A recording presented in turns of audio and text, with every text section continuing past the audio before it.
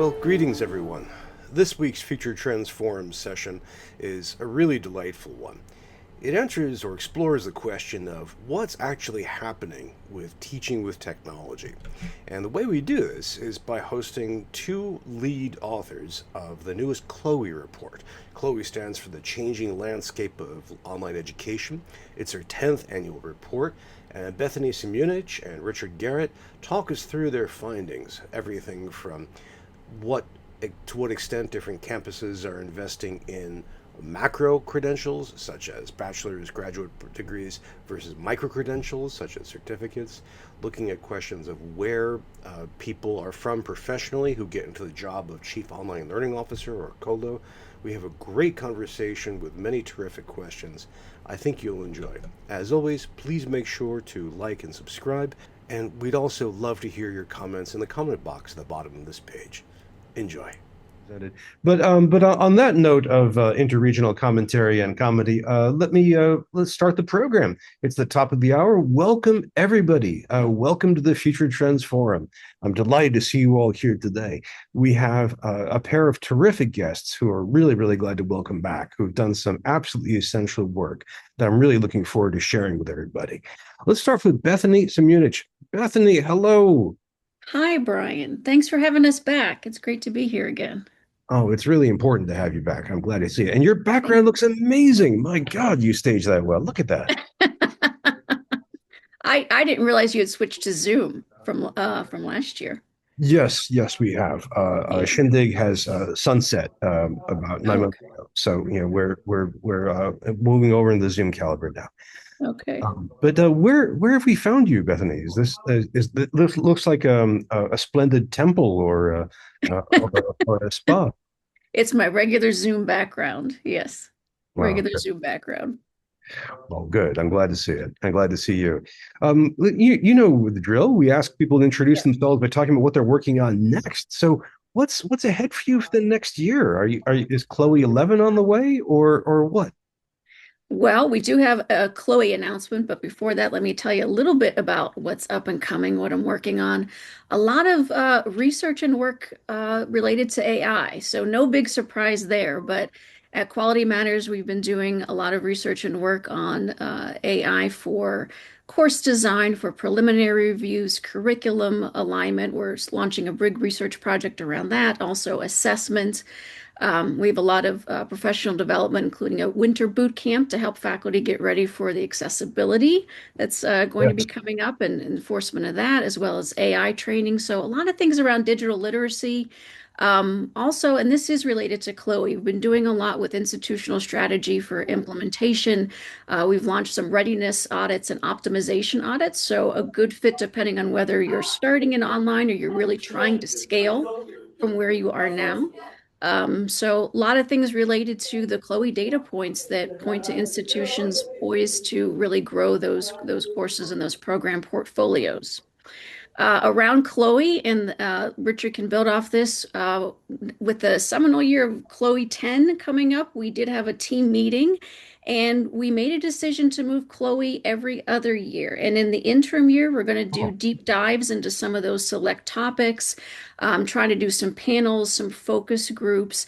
But hopefully, we're going to have those interim years that are really going to help inform us about what are the most, interesting topics, things that are really being spoken about on those campuses to really help us shape those surveys. And also, it'll give our colos a little bit of a break. They won't need to fill out a survey every year, but then there'll be those alternative ways of participating. wow. Well, thank you for sharing with us that note, and I'm really excited to hear about the deep dive ahead. Of Yeah. course, I'll miss Chloe for a year, but Yeah. I'll be very excited to see the work that you do in the meantime. Yeah, Chloe will still be in the conversation in those interim years, but actually, Brian, this is the first place we are publicly announcing it. So we saved it for your show. Thank you. Woo! Thank you so much. I'm going to have to tweet this Yeah. out on Blue Sky. Um, well, thank you, much appreciated. Well, let's bring up your co-author, your co-conspirator, Richard Garrett. Richard, I gather that you are in Orlando right now, with the OLC conference. How are you doing, sir? I'm doing very well, Brian. Yes, I came to OLC yesterday morning. We had a Chloe presentation, myself, Eric Fredrickson, our in-house colo from University of Rochester, and Kristen Gay, who is our partner at EduCause. And I was delighted to see you walk into the session. So that was a pleasant surprise. So yes, I'm here for another few hours and then heading home. But it's been a great conference. Well, I carefully made sure to be between you and the door so you couldn't escape. Um, but it was very good. The four of you, I think, did a very very nice presentation, hitting on all the major points. And Well, there was only three of us, but if it looked like four, then we must have done something right. you did very energetic. Well, what are Mhm. you, Richard? What are you working on for the next year? Are you going to be part of the deep dives as well?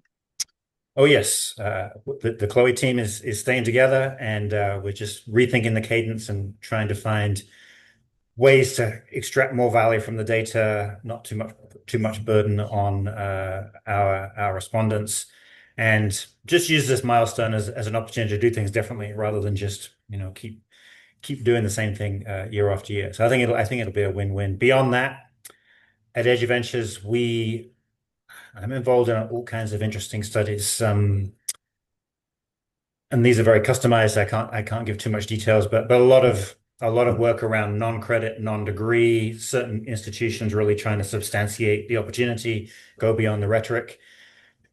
We're doing a lot of program rationalization work for particular institutions, really trying to figure out the optimal number of programs, type of programs, mix of programs, how they're reported, how they're described, sometimes with the interface of state legislatures thinking about efficiency and productivity, and institutions thinking about mission and identity and breadth. And it's a fascinating window into tensions in higher ed right now as enrollments are more challenged and institutions need to keep a lid on expenditure and yet remain fundamentally comprehensive institutions.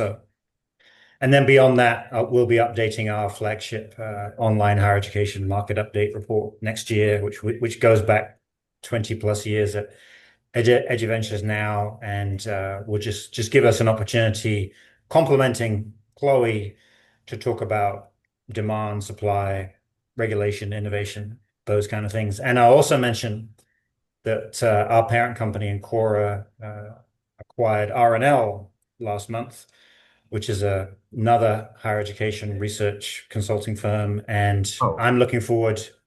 I've already been delighted with some of the colleagues that now work alongside us. We're going to figure out the integration in the coming months, but it's a great opportunity to just do bigger and better things. Now we're going to be one company. wow, wow, wow, wow.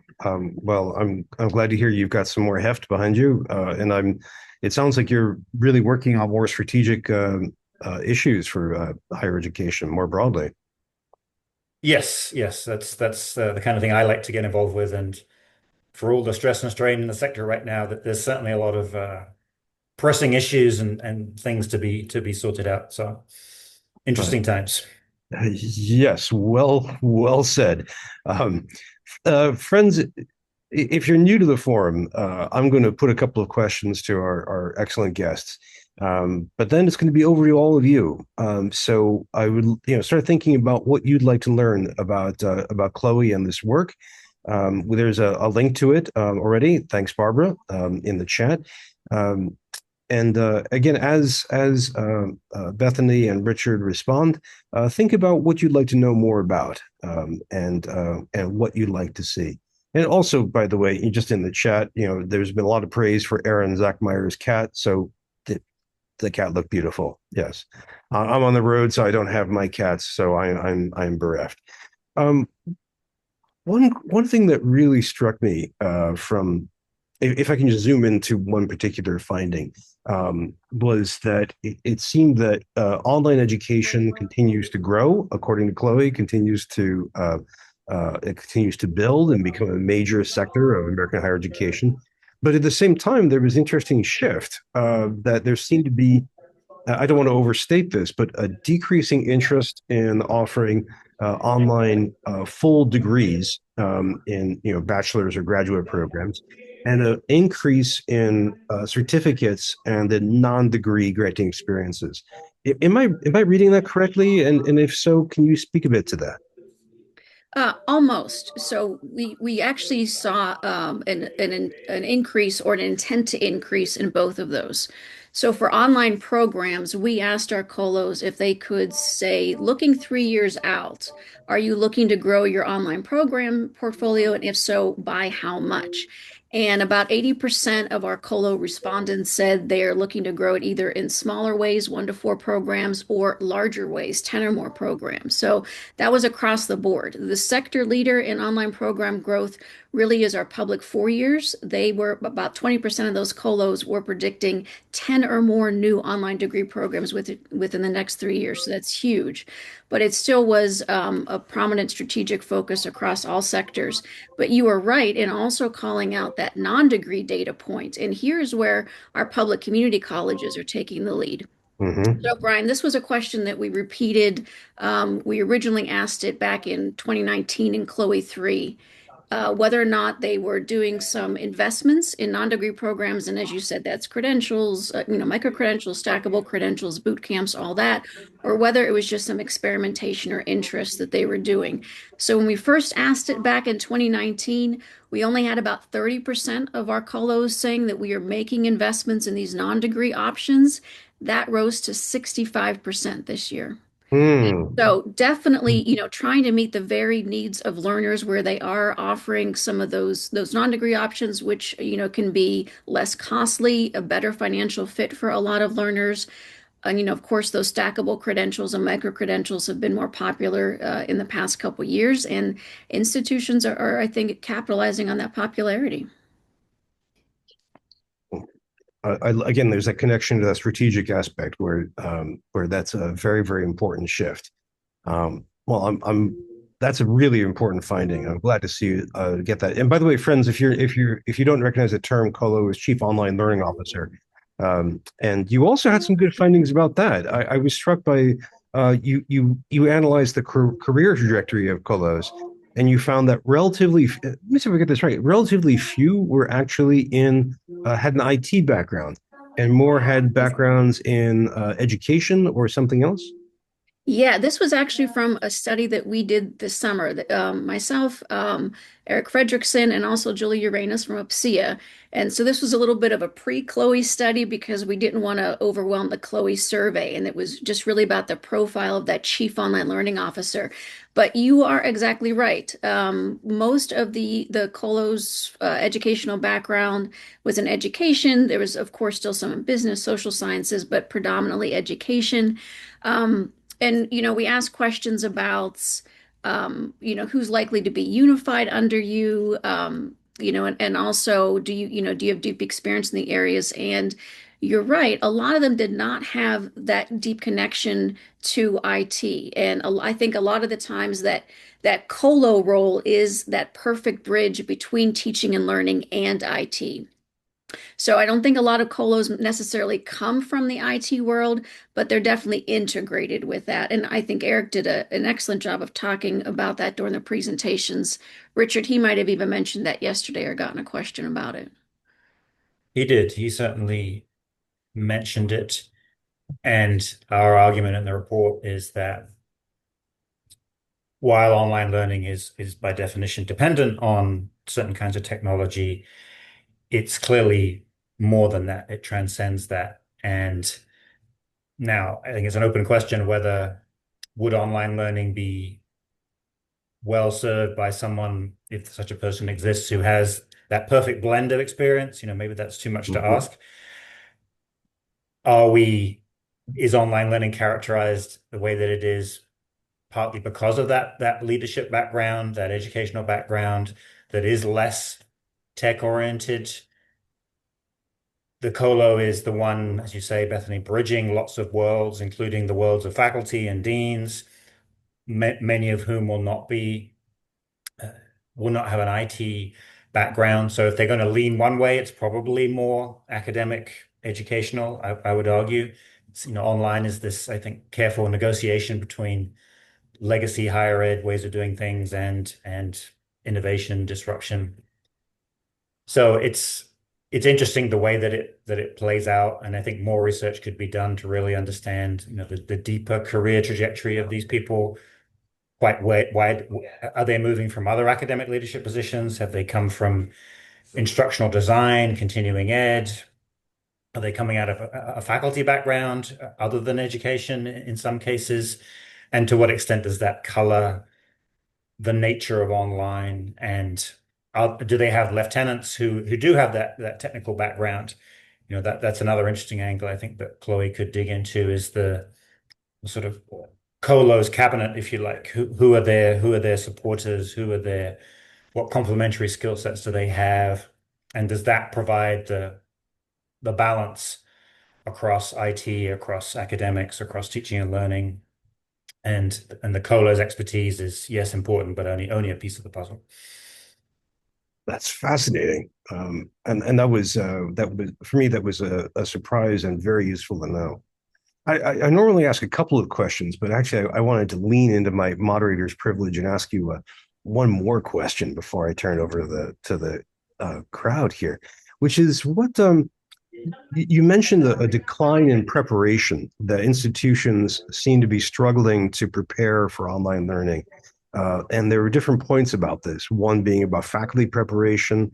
I'm wondering if you could just describe this a little bit more. How are you finding institutions not quite doing what's right to prepare for online learning? Yeah, so we asked this preparation and support question from a number of different angles. So we talked a little bit about student support to see if they had made those gains that they had told us they were going to make a couple of years ago in terms of online learner support. And they had, there are a couple of places where institutions are still lagging. Tutoring is a big topic there. Math tutoring and writing tutoring, we're seeing some lag. But we also asked about faculty preparedness. And Brian, this really is within that context of institutions telling us we are seeing not just sustained interest in online, but in continued increased interest. Institutions saying we're going to grow those online programs, online courses, non-degree options. So then we looked at, well, are your faculty prepared to help you, in those strategic moves to scale online and really meet learners' needs? And we found that they're not. So one of the questions that we had asked way back in 2020 at the start of the pandemic was whether or not faculty, and this includes all faculty, not just those teaching online, but were they prepared even just for that remote learning experience? 75% of our colos said no, they were not prepared. This year, we asked about preparedness for online teaching. We're now at 77% saying my faculty are unprepared. Now, keep in mind, this is all faculty, not just those teaching online. But when you're looking at institutions that are trying to scale strategically, that means that they still have a lot of work to do in terms of faculty preparedness. Colo said about half of their faculty were fully prepared to use the LMS for online teaching, but it goes down from there. Only 45% said faculty were fully prepared for teaching online courses, and only 28% said they were fully prepared to design online courses. So you're really getting this mixed picture where it seems like strategically institutions are moving ahead. They're chasing those enrollments. They're trying to meet student interest and demand, but they are forgetting the other side of it, that they need to support faculty in doing this well. So there's institutional preparedness, faculty preparedness, and in some ways online learner support that are all still lagging. This is really, really important to know about. And I mean, I know some institutions are facing financial problems right now, but this is something which, if they're going to be committed to online learning, they have to, do it properly. Yeah. This is a very, very important finding. And Brian, can I chime in on that too? Because I think online's always been in this curious situation where, because it's seen as novel, there's seen to be a need for training and development. And yet the context for higher ed is to precisely not really train teachers, faculty in how to teach. Right. And there's a very decentralized culture, and it's hard to corral everyone in the same direction. And I've argued for a long time that I think online success in higher ed is because of that compromise between legacy ways of doing things and the possibilities of online learning. And I also think, yes, it's partly budgetary constraints, particularly right now. But it may also be a sense that online is becoming normal, it's fading into the background in the sense that, not least because of the pandemic, so many people had some kind of exposure to it and it's becoming part of the furniture. And that may actually be giving institutions at least an excuse to say, well, maybe we don't need to, maybe we don't need orientation. If students are constantly described as digital natives, Right. it might be easy to say, well, you don't need, why would you need an orientation? In reality, are they actually digital natives, or what does digital native even No, mean it's been in different, debunked. right, in different circumstances? But you hear it talked about a lot. Yeah, yeah. So I think online it's not, in some ways it's not new anymore. Many of us have been in the industry for 20, 30 years. And should we be in a position of more training, more development, or are we moving to another sphere of, more, I don't know, intuition, experimentation at scale? Would it even be practical for institutions to somehow train everyone in the same thing? Would that be too top down, too much of an imposition?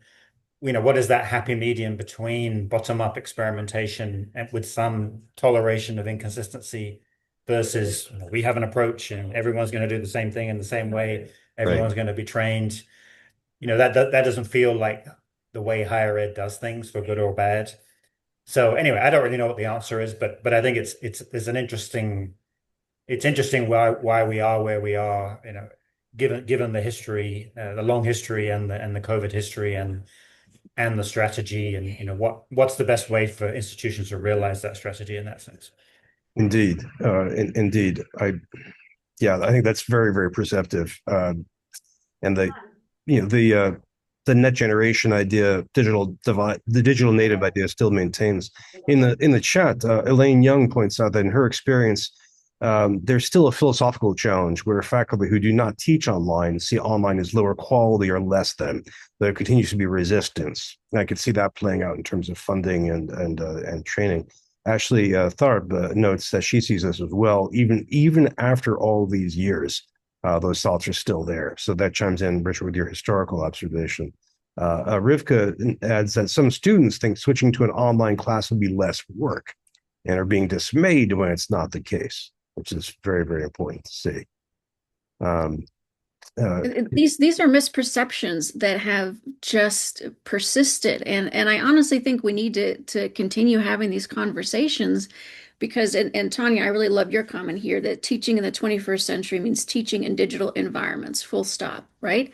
There is so much research out there. There is a full website, the No Significant Difference that was then taken over by DETA, showing that online quality is absolutely on par with face-to-face, as is hybrid.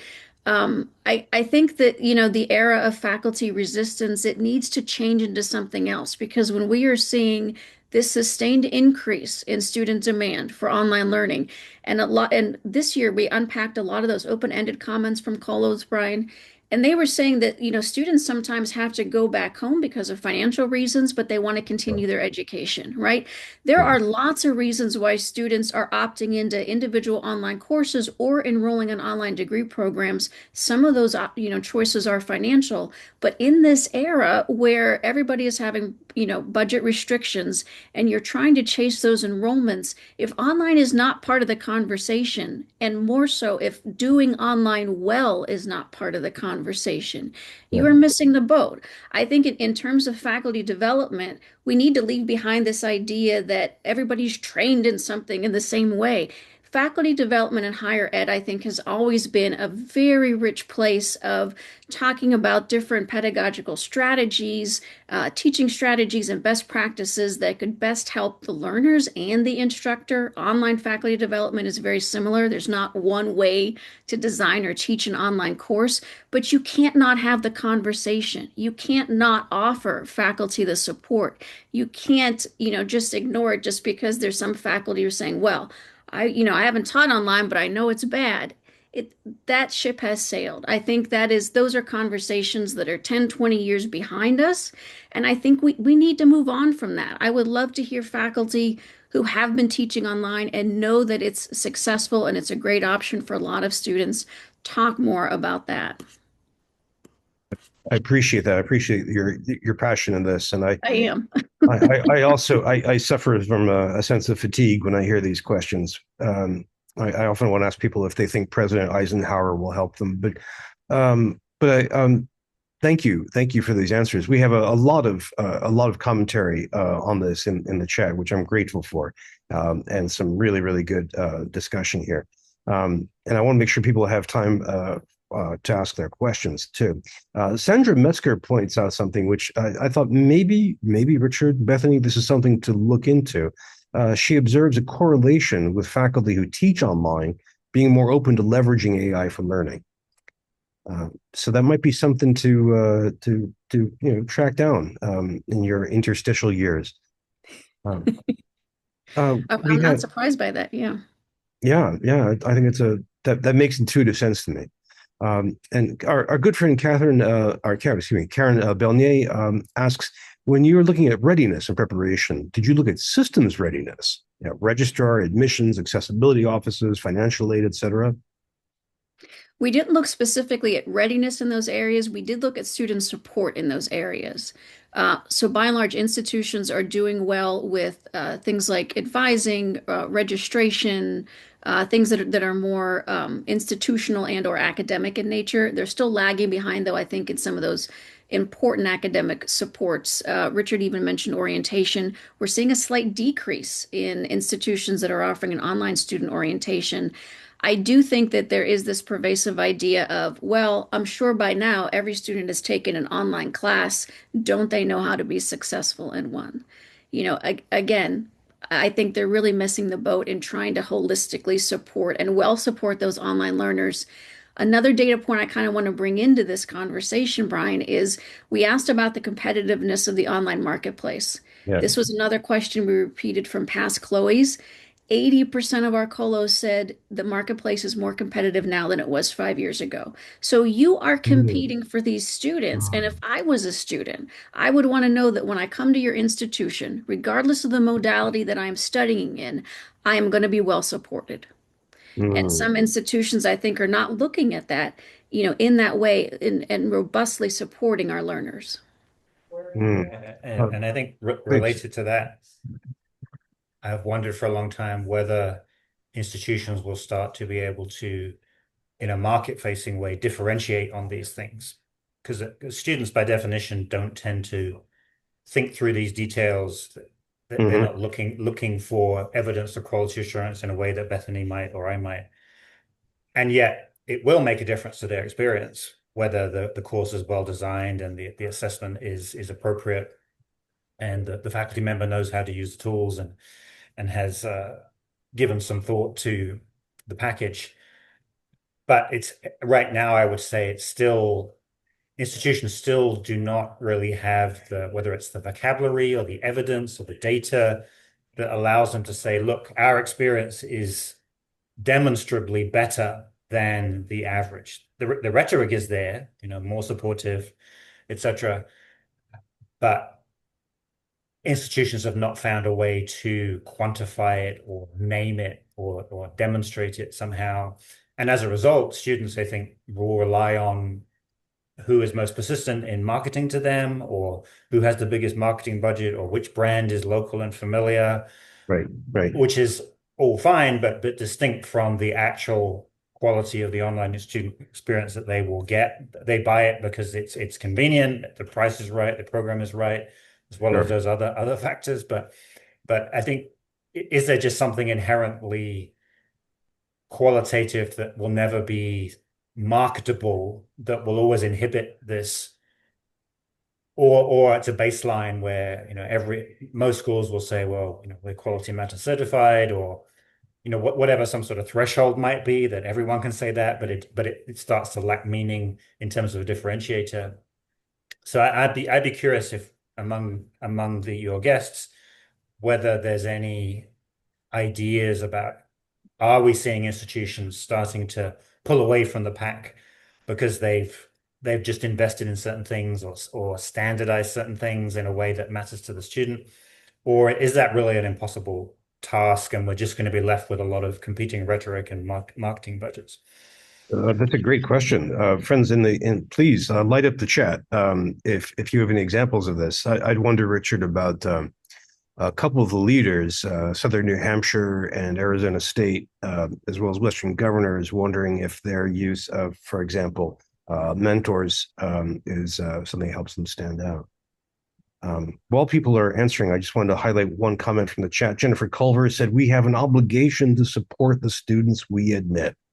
Hear, hear. I want to second that. There's also been some great discussion about different ways of different standards and frameworks for supporting online students. So shout out to those, which are very good. There's let's see if people have given you any replies to this. Well, they're still working on that. While people are thinking about that, we have a different question from Kathleen Taylor.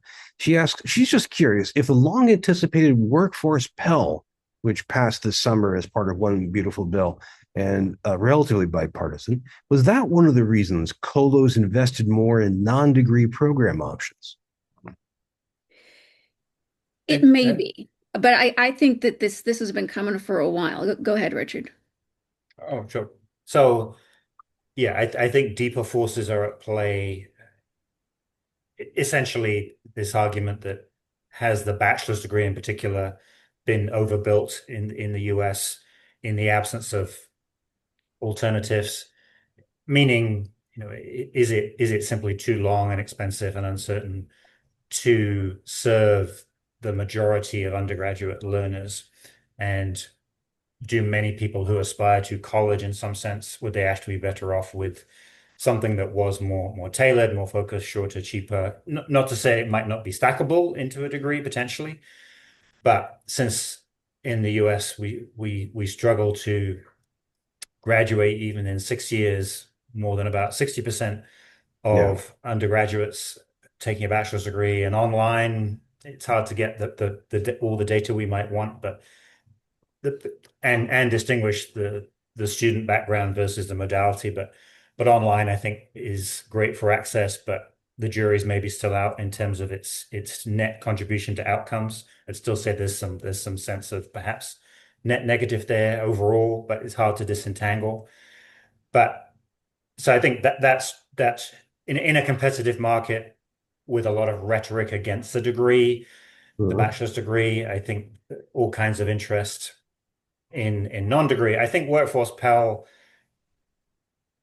because the federal government, for despite at least recently some anti-degree rhetoric, if you look at what higher ed, what the federal government spends on post-secondary education, most of it goes on degree programs or degree-oriented institutions. And workforce Pell, I think, is an interesting counter to that. But even if you combine that with dollars devoted to apprenticeships at the federal level, it's still dwarfed by the amount of money that goes on essentially degree-oriented institutions and degree programs and those students. So what I'm curious about is whether the current administration will really start to shift dollars in a much more substantive way towards non-degree, towards apprenticeships. Because I think short of that, I think non-degree will probably remain marginal for institutions. For non-institutions, that's another world that we can talk about. But I think non-degree is, for most institutions, is really how can we capture non-consumption? How can we ladder people into degree programs in a way that might be more palatable to them, or give them something post-degree that would keep them up to date or drive certain skill sets. I don't think it's in the financial interests of most institutions to think of non-degree as somehow displacing the degree, because the economics are so different, the margins are so small. You need some real economies of scale that are going to be hard to achieve when you've got hundreds, thousands of institutions essentially trying to chase this market. So I think the thing to watch is whether the administration is serious about rebalancing post-secondary away from degrees, or whether Mhm. workforce Pell, the dollars devoted to workforce Pell right now are insignificant versus the conventional dollars that are propping up the degree business. Well, Thank you for a great answer to Kathleen's excellent question. There's a lot going on there, and how institutions respond to the federal changes is, of course, extremely vital. Bethany, did you want to jump in on that? Really just to add that I think that it's an option for a lot of learners today that maybe hadn't thought about it a couple of years ago. Students, I think are looking at lower cost options and also options that fit better into their schedule, including their professional life and their workload there. So I mean, they've been gaining in popularity. We've seen boot camps, like I said, micro-credentials, stackable credentials, other types of non-degree options. They have been gaining in popularity, I'd say, for a good 5 or so years now, Richard. Trying to think about past Chloe data on this. So, I Mhm. mean, to me, it makes sense. And it makes sense that institutions are no longer seeing it as we are serving, a traditional student that wants that traditional 4-year degree.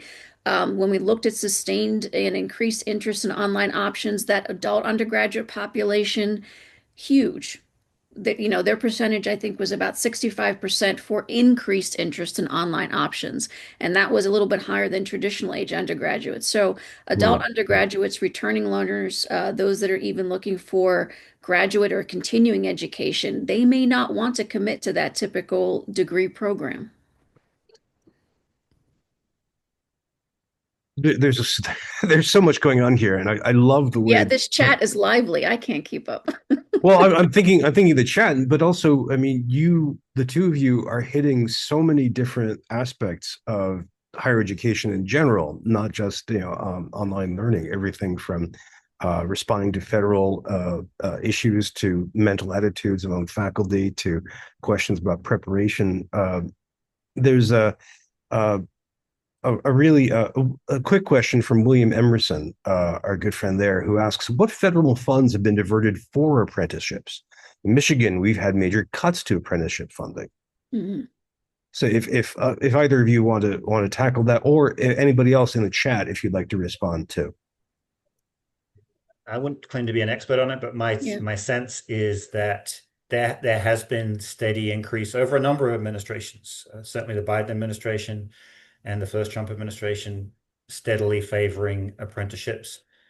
I think right now there are somewhere between 500,000 and 750,000 apprentices through federal programs. But that's a big number in and of itself. But remember, in US higher education, we have, Yeah. depending on how you count it, perhaps close to 19, 20 million Mm-hmm. people, the vast majority of whom are enrolled in degree programs. Mm-hmm. So yes, there's been increased funding, but no, I think there's no, and again, if any administration might have the nerve, perhaps it would be the current one, but I don't think there's been any clear enough sense of, yes, there's this rhetoric surveys that question confidence in degrees, confidence in higher ed, but we haven't, I don't think, really seen substantial evidence of consumers walking away from those choices. Okay. Yes, at the margins, some evidence of reduced immediate college going rates for high school graduates. Certainly, the adult undergraduate market is down sharply from the peak after the Great Recession. There's some flattening in the graduate space.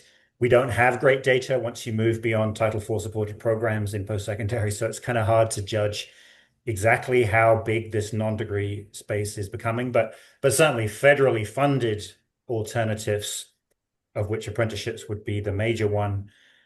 Yes, it's growing and it's growing fast, but from a base that's so much smaller than degrees, and without some sort of dramatic sea change in funding, plus all the capacity reasons around employers having to be partners to offer those apprentices a working setting. I think employers would have to step up in a way that there's no historical precedent for. And what would that Mm-hmm. mean in terms of subsidy and support, and where's that money going to come from? Would you really take it away from institutions and devote it to other kinds of entities? And then even these hybrids, you're starting to see this term degree apprenticeships emerge. There are precedents in Europe for that. And is that some sort of sweet spot? Does that signal the best of both worlds somehow? would that be where we might go short term or applied, but Yeah. still that word degree and institutions somehow feeling that that's the world they want to play in. Mm, mm, mm. No, that's excellent. Um, God, I have all kinds of thoughts, but I want to make sure I get everyone else's thoughts from the discussion here. William, Mindy Collin, William, also Richard and Bethany. Mindy Collin asks if you're thinking about things like Job Corp, and Sandy Metzger notes an important point. Many of the apprenticeships that she's familiar with also have online content elements, so that's very, very good. Also in the chat, Catherine Belnier is on fire. She is finding lots of great federal documentation, which is terrific. Thank you for grabbing all of that, including some really, really fast ones, which is really important to see. Um, uh, this is great. Friends, you can clearly see that Bethany and Richard are happy to answer your questions in a very thoughtful way. So I'm just wanting, we're about 15 minutes before the end. I want to make sure everyone gets a chance to ask their questions about how that goes. Tanya is also on fire in the chat. She is just all over the place, which is terrific. She mentions one thing about specific technology. I'm wondering if you all had a chance to dive into this, which is about the post cell phone technological world. That is, did you get a sense of how campuses were working with extended reality? That is the combination of virtual reality, augmented reality. Did you get a sense of how they were supporting headsets for online learning, or is that too technical for where the report was? We didn't have anything about that, about XR. I did, thinking about another report from Science Interactive. I recently did a webinar with them, and they specifically were diving into things like certificates in the allied health area, pharmaceutical area, things that Yeah. are a lot more hands-on, of course, the hard sciences. And I think that's where you're seeing a lot of that augmented reality and virtual reality come up. So we didn't really ask about that in Chloe, but on a semi-related note, because Brian, I think you did mention this uh, just a little bit ago, we did ask some questions about the digital divide, and not everything. There's a deeper dive in the report, but we didn't talk about it a lot in this year's Chloe webinars. We're still not that prepared to really bridge that digital divide. This was another question that we had asked in past years, especially, of course, around the start of the pandemic. And after that happened, after that 2020, 2021 period, a lot of the colos were saying, we're not going to be caught in this situation again. We're going to make strides in bridging that digital divide. We're going to make sure our students were supported. But it quickly just became something that was in their rearview mirror. So 37% this year said they were fully prepared to tackle those digital divide issues with the necessary resources. 20% said they're not even working to improve. Mm, We're doing this on the cheap too often. Um, Yeah. I mean, Thank you. I mean, it's related, but one question we did ask for the first time in Chloe 10, we asked colos to pick from a list of 20 keywords that did Yeah. include, I think simulations was the closest we got to what you're talking about, but I think it's certainly in the same area. We asked them to pick from these 20 keywords the five they felt best characterized the typical student experience at their institution, and we distinguished between traditional age undergrad, adult undergrad, and graduate students. And it was striking, probably not surprising, but striking that the keywords that get a lot of press attention, like simulations, AI, adaptive learning, competency-based learning, very, very few, low single digits of colos said any of those keywords characterize the typical student experience. It doesn't mean there's not experimentation Mhm, going on, but it mhm, hasn't mhm. matured to the point that it's started to characterize the institution's approach to teaching and learning for that type of student. And then we also asked colos to predict 5 years, yes, 2030 into the future. And the big movers in terms of positive momentum were the two AI keywords. So we said AI teaching and learning and AI support Mhm. services. A large minority of colos anticipated that those would become mainstream for all three audiences within 5 years. But personally, I do think some combination of AI and simulation could be the game-changing pedagogical innovation that we've been looking for a long time that might get us beyond the asynchronous norm for online that clearly AI can game pretty easily. And I've always felt pedagogically is a little limited. I saw a comment in the chat earlier, online's not just asynchronous. I think that's true, Right. but institutions have struggled to weave in, say, synchronous because it contradicts the core convenience that appeals to students Yeah. Yeah. and faculty to some extent. But I think simulations where it has a synchronous quality to it, but it's also potentially asynchronous, just as Hmm. AI can have a synchronous personalized quality when it's actually, in a sense, neither of those things. Is that going to overcome these bifurcations that these dualisms that we've had to live with up to now, where you can have, sort of mass customization in that sense? And if it's done well, might that actually position online to be seen as pedagogically superior? There's a lot of ifs and buts there in terms of the implementation, but you can clearly do things in that simulated AI-driven world online that you fundamentally cannot do in a face-to-face setting, at least not at scale. Yes. And maybe that is maybe that if, and you mentioned ASU, I think Mm. they have invested some serious dollars in some simulations, at least in certain classes, that Hmm. do seem to have produced great outcomes. Now, can you scale it up across the hundreds of programs that they have in all those different fields? No.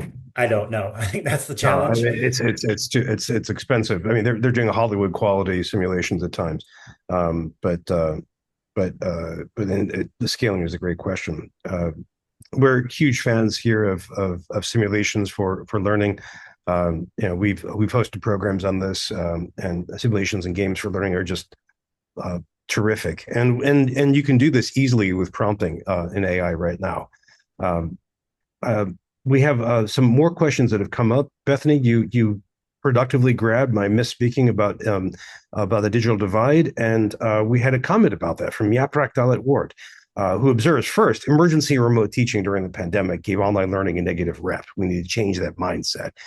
Question: what about digital inequity? Shouldn't federal funds promote equitable access to students with varying technological skills, internet connectivity, or learning preferences? I'm wondering if that may take us a bit away from Chloe 10, but I'm wondering if you two want to speak to that. I think that would be a great investment for institutions and for federal dollars. It was sad to see that we really haven't made a lot of progress in those digital divide issues. And again, when you're thinking about institutions trying to serve all of their learners in equitable ways and providing access, and yet there's still some learners that maybe don't even have the option of studying online or choosing online because they don't have the appropriate resources. That Okay. is not equitable practice. I don't think that we think about that student view and that student perspective and their lived experience and context enough. Yeah, and Yeah, sure. I think it's interesting. In parallel, we're seeing a lot of institutional concern about the more stringent standards around ADA compliance that will implicate all manner of online digital resources. And I'm not questioning that at all. But if you put that against the just as important challenge of inequitable access to online, to hardware, to software, to bandwidth, there's no equivalent federal regulation that somehow requires equality or equity there. And yet it's in terms of absolute numbers of people, it's probably a bigger problem. So, I'm not saying there's a simple answer to that, but Mhm. that tension just sort of speaks to where we are right now as a nation in terms of, what do we leave to market forces and what do we regulate? And it honestly seems like institutions have turned their attention to AI, and in most cases, they're playing this eternal catch-up game. I think one of the biggest, most notable data points from Chloe 10 was that institutions lack a unified AI policy. Only 23% of our Colo Yeah, respondents said we have an institution-wide policy, and that yeah, has, I think, more ramifications than people realize. So even when we were digging into those open-ended comments around that, you have students going from one online class to the next online class One says, I'm forbidden from using AI. The other one says, Mhm. use AI for this assignment. You have some faculty incorporating it in their courses and helping students learn how to be more digitally literate, more AI literate, use it in ethical, human-centric ways. And then you have other faculty who, they completely lack support and training around it. And they're just saying, we're going to ban it. I'm not going to do it. And I'm sure that that's going to suffice. Institutions aren't having the right conversation because AI spans faculty and learners, and of course, administrative efficiencies, institutional scaling, all of those things. But they're not even looking at it across the institution in most cases in this robust way.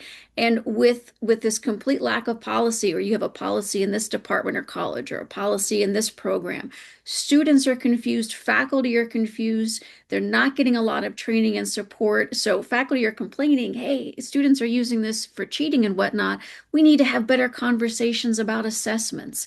I think it's really just, kind of lifting that lens on things that we haven't talked about in a while, right? So those inequities that are under the surface, those poor assessments that are under the surface, it is really revealing a lot of those things. So we need to have better and deeper conversations other than do what you will. We're not going to have an institutional wide conversation, or we're just going to ban it and go back to blue books.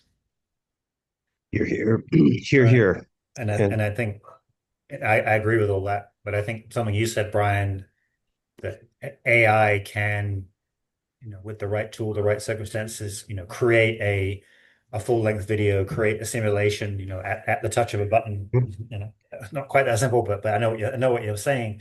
And in that sense, AI is this very powerful tool that is very decentralized, and that's hard for institutions to manage. But I wonder if it might spark some creativity, innovation that a bureaucracy would struggle to realize. But is that how we get to program by program, course by course, appropriate simulation by AI kind of running wild? Is Mhm. is is the lack of consistency, the lack of policy, a price worth paying for overcoming this problem of, unless you're ASU and you spend Hollywood budgets on, Hollywood quality for one course, and you get great outcomes, but the system doesn't really benefit. Is AI a powerful enough, decentralized enough tool to start to move the needle on those things? And policy is going to have to play catch up, but it's worth tolerating a bit of inconsistency to get there. That's really, really thoughtful. I think the obvious solution is to send Richard and Bethany to every campus to improve their conversation, because clearly this is the kind of thinking Our AI simulations, you mean? Yes, Yeah. we can maybe do that. so Yes, that need to be yes. done. We'll create some sparks from you guys.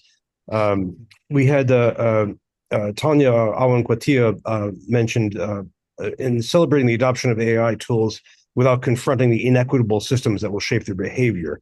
If the upstream data and processes are biased or incomplete, then AI will amplify them at scale. Indeed. Sandra Metz responds, that's why we need to use tools that we customize and train to do what we need to do them to do for our students. Sandra, this is where I think open source really comes in.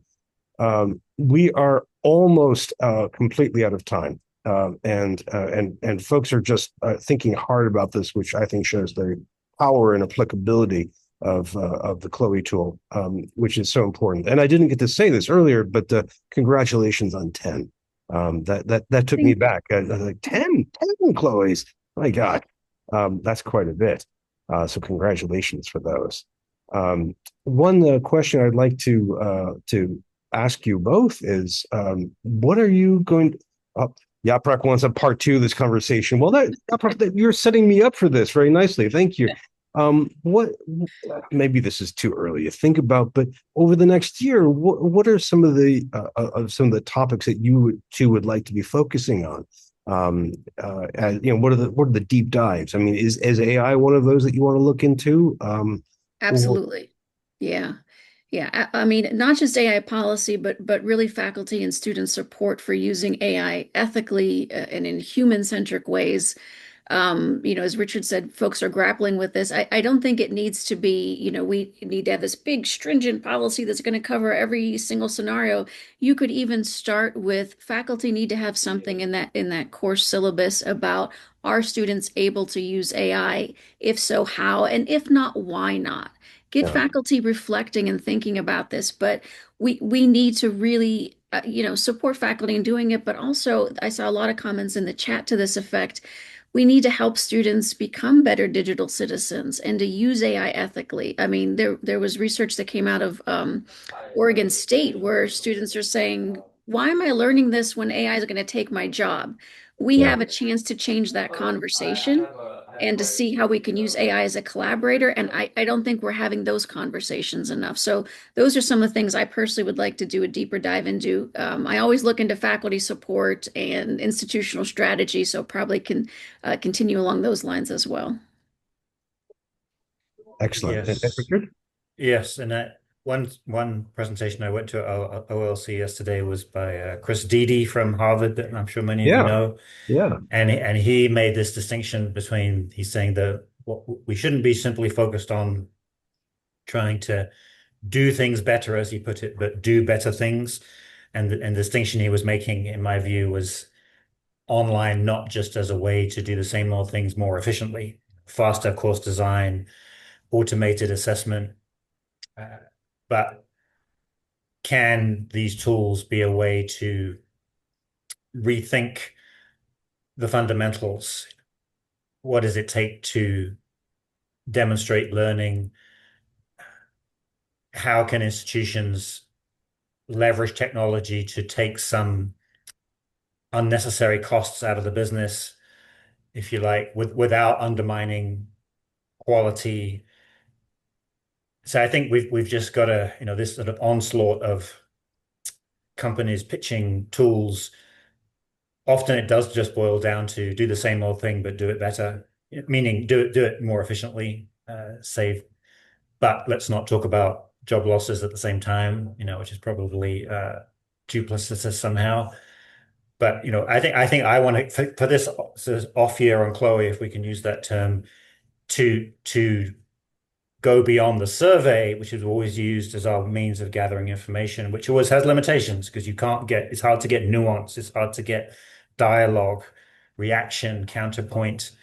And I think if we can perhaps talk to a smaller number of colos, but perhaps get a number of them in the same virtual room and have them Yeah. bounce ideas off each other and really get into that messy detail of day-to-day realities and how you're balancing all these competing interests and what do you centralize and what do you decentralize and how do you balance faculty versus administration and quality versus quantity and dollars versus students. And I think Chloe's scratching the surface on some of those things. We get great data and some, you need to Right. simplify sometimes to understand what's going on, but at the cost of the nuance and the color. And I think if we could get into a cadence of, we get data one year, quantitative data one year, and then we sort of pull it apart the next year with some qualitative, and then that feeds into the next cycle of asking better questions in the survey and so on and so forth.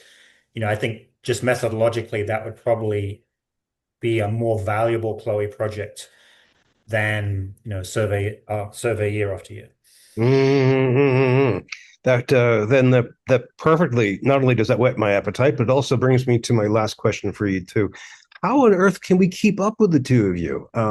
Should we just stalk you each on LinkedIn, or is Quality Matters going to have a Chloe newsletter, or what's the best way to track what you're working on? I would say definitely stalk us on LinkedIn. I post a lot about Chloe. I have some upcoming Chloe conversations I'm going to be posting about. Yeah. But we did talk about, in addition to doing some of those deep dives with focus groups and whatnot, also hosting some webinars, panels on Chloe topics. Really giving our Colos a chance to really talk about things within context. So Chloe conversations in context. So definitely tune into those for next year. QM will be advertising those. I'm sure Eduventures will as well. But yeah, follow me on LinkedIn. Be great to connect with you all. Yeah, Excellent. and Same with you, Richard? I'd say the same thing. And if you want to read some of my thoughts on online and related topics, the Eduventures Wake Up Call is a free resource. It's every week where we put out a post, not just me and my colleagues, but that's a great way to sort of stay in touch in terms of some of the issues and thoughts that Ah, I'm concerned with. very nice. Thank you. Thank you. Everyone, you should get a whole bunch of clicks right now, people signing up to you. Let me somehow you have taken us on a whirlwind for an hour. You've given us so much information, so much wisdom and analysis. Thank you both for being fantastic guests, and thank you for doing all this work on Chloe and what's coming up. And my thanks to everyone in the audience for just fantastic comments and questions throughout. Yaprak and Tanya and Karen, it's just wonderful thinking and being with you all. Yeah. But Thank Thank you you, for having Brian. us, Brian. Really Very always appreciate it. And interesting thanks. conversation. oh, my Lively pleasure. chat. Great chat. My pleasure. But let me just wrap this up, friends, because I have to go give a keynote speech. But in the chat, I put a link to the upcoming sessions. We have sessions scheduled out through February and into March of next year. So please take a look and see which forum sessions you're interested in.